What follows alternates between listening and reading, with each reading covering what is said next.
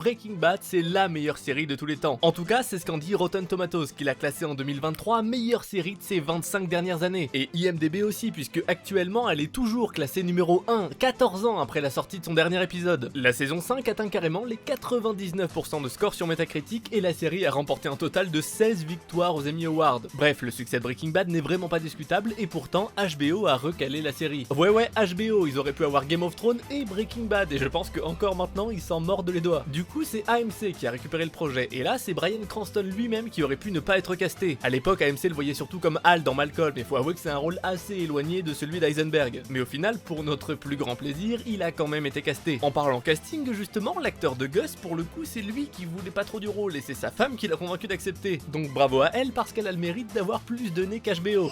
Jesse, lui, pour le coup, il était bien là depuis le début, mais par contre, le perso devait mourir avant même la fin de la saison 1. Mais l'alchimie entre Cranston et Aaron Paul était tellement parfaite que le perso est au final devenu un des plus importants. Avec tout ça, Breaking Bad finira finalement par offrir des moments absolument inoubliables qui vous ont sûrement marqué tout autant que moi. On peut dire que Vince Gilligan a vraiment réussi son coup, exploit qu'il réitérera d'ailleurs avec Better Call Saul, et Pluribus, sa dernière série, fait aussi pas mal parler d'elle. Bref, tout ça pour dire que c'était pas gagné, mais au final,